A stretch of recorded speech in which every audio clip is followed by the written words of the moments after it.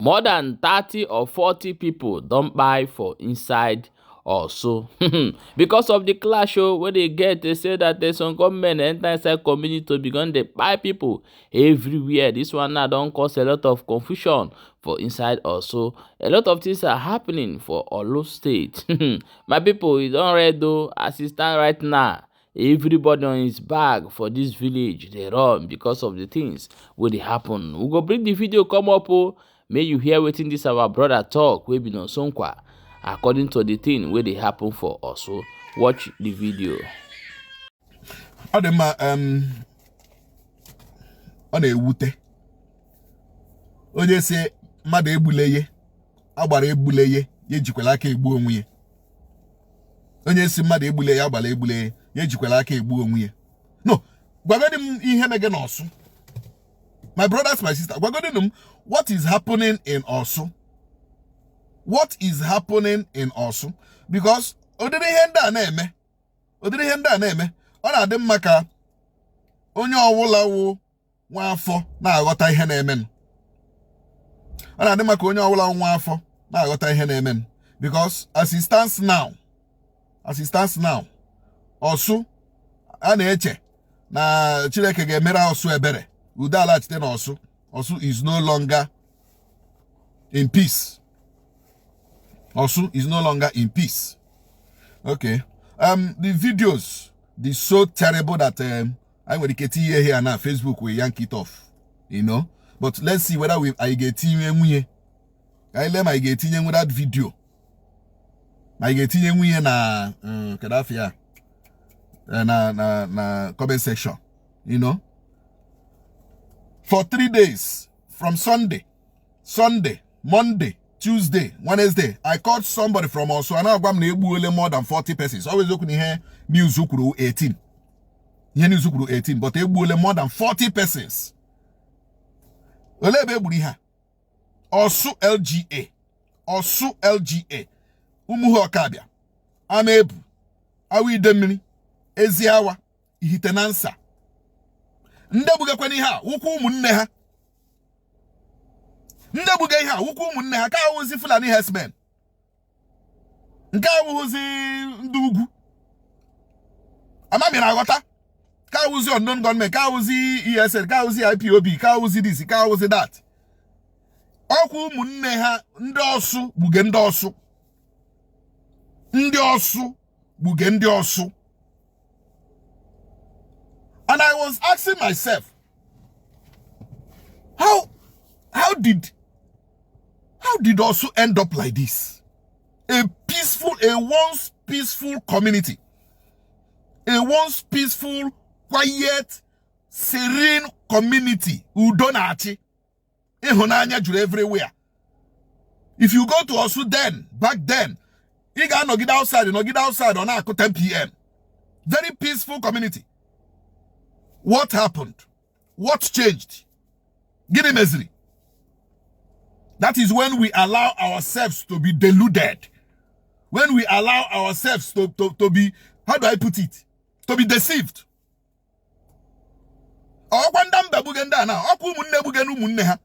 Nde shi Christmas yo, shi Lagos, shi Abuja, shi Kano, shi Port Harcourt, shi Owerela. Kahala Christmas na beha na Orsu, kahala Christmas na beha na Amebu, awi Demili, kahala na beha na Eziawa, kahala ni Ihitenansa. Umunne ha si na ha nọ n'ime ọhịa abịa n'abalị. Ebe ndị mmadụ nọ na-eme enjoy New Year. Were mma, were onye ike, mpewa ka epewa ga mmadụ, ọwụ dị na-agbaga egbe. Mpewa. If you see the pictures, you will cry. If you see pictures, you will cry. You know? Now, on one of them, let me play the voice first. Let me play the voice. And, okay. Nyawo Ozu Bebu Ozu na Baro.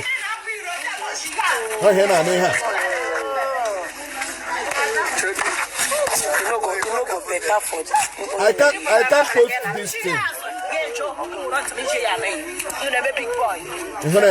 Okay, this woman now said that nwa na ogwara nwa ya na abali ahụ ya apụla ya chi ya azụ ole ebe ọ na-aga n'abalị a n'obodo adịghị mma nwatakịrị ya emuvuo, you know. Now nwa ya so na ihe egburu okay, an old man. This is an old man. Amama, this man will roll about 80 something years or 90 something years.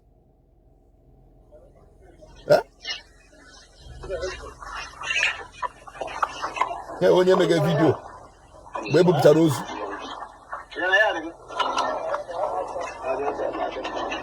Yeah, when you make a video, baby picture Orsu in the mud. I can't play this video. I can't just play this video. I can't just play this video. I can't just play it because oh my God. Ya kan jora aju. Ka onye le debe egbo ndile.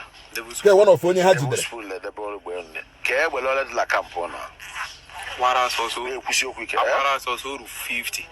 Egbe. Eke lole. Eke di aka. Okay. Let me ask you one question. Mgbe onu ji egbu okwu anya ọnụ. Kedu onye wetara information onu ji egbu okwu anya ọnụ? Small India.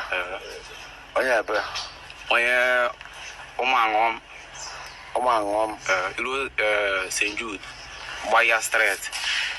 L'akụkụ be Kobo la charge phone. L'akụkụ nga ebe. Okay. Ke ebe ndị otu niile bi. Some be Ọhagbụ. Ma ndị bi Ọkịja ka ndị bi Ọhagbụ. So Ọkịja ka ha bi wee. Ke ihe ndị Ọkịja ji ala ashụ. Ele ma ha dress na iri suweta. De usbu le mo dress ano iri mgbumgbu suweta. Ti koi ekeli imi. Utinda hala anu dabere ha iko ise ekeli imi. Ma ila shop hala angu mmai. Ichelo ya ubo ti phone la power bank. But ndị security Ọkịja ala ha ashụ. Ino ru nwo ho. Ino ru nwo gila shop onwo nya hala. Iga hala no bu okwu ote. Wait, hala ashụ ni ke reason ha ji ala ashụ no ka mma ajụ. Anyway, ndị security Ọkịja ma ha na-achụ ha ma anaghị achụ ha nke aha ubeghị issue, but issue owu ndị Orsu unu egbuwele onwe nnọ. Ndị big men enwere na Orsu nwere mmadụ, Orsu nwere people, Orsu nwere personalities. Come together and save your fatherland. Come together and save Orsu. Come together and save Awi Idemmili, save Eziawa, save Ihitenansa, save Awi Idemmili. Save your people. Come together. Bani apa. Marono turu se wetu udo na Orsu, ka udo chia. Orsu kwa gị nọrọ obodo oyibo si na ịbụ onye Orsu. After all, anụ obodo oyibo. Ogbasarum. One day you will try, you want to come back. You will come back to nothing. Orsu gị nọrọ n'obodo oyibo fegharịwa n'enu. Si na ọgbasa go. Akpọkwa gị meeting peace, go. Akpọkwa gị bitiri ka amụrụ otu ude si abịa na bunu n'Orsu local government. Lakwa jee mara ihe unu ya eme. Onwekwe bunu ya akpọ meeting, kpọọ meeting ka udo na-achị n'Orsu. Because the way, the radicalization of ndị youth ebe a, it is out of hand. It is out of hand. Gakwanụ mara ihe unu na-eme Orsu. Ndị Orsu, gakwanụ mara ihe unu na-emebu unu. Nke abụrụzikwa ndị ugwu na-eme ọkwa oke ngwere ndị akọ oke ndị atara ngwere ndị akọ nda atara nda ọkwa ihe shi unu na ahụ na-eshi ha o ihe na-eshikwe nkapụ ishishikwe ya ahụ o arọkwa m na arịrịọ ndị Orsu, go home, make peace in Orsu. Hụkwanụ n'udo chere n'Orsu. Anyị achọghị ịma onye mege ka o mege na onye akpọrọ na onye anyị achọghị ịma. All we need is peace in Orsu. May peace reign in Orsu, and may God have mercy upon us. Amen. No forget to see the for Balaba G's here where they bring you bunga news as it they happen. My people, this way they happen for so the thing don't pass waiting they call, be careful. I want me to bring you this information. Make one drop on our own opinion for inside comment section and let us know how you take they go for your own area. I bet me wanna share this video.